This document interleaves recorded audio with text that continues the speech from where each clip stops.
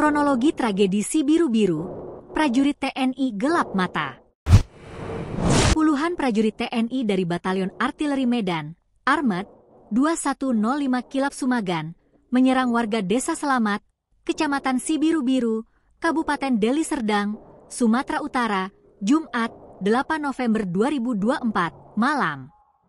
Kejadian ini mengakibatkan puluhan warga terluka dan satu orang bernama Raden Barus, 61, tewas.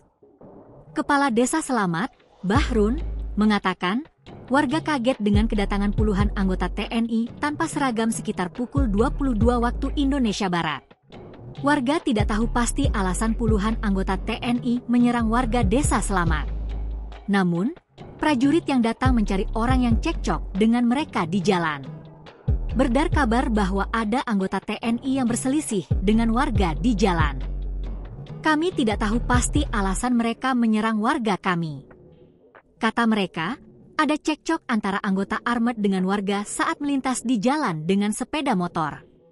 Mereka menyerang kami dengan membabi buta, kata Bahrun saat acara adat pemakaman Raden, Minggu, 10 November 2024, dikutip dari kompas.id.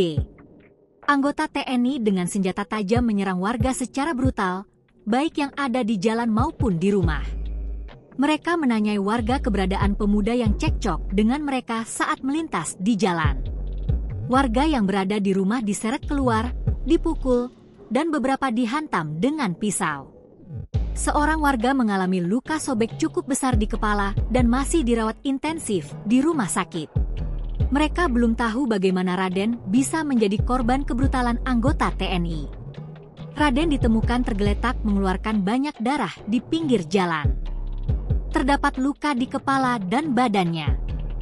Keesokan harinya, warga membawa jenazah Raden yang sudah diotopsi ke depan markas Armet 2 sebagai bentuk protes terhadap tindakan keji puluhan anggota Armet 2 KS.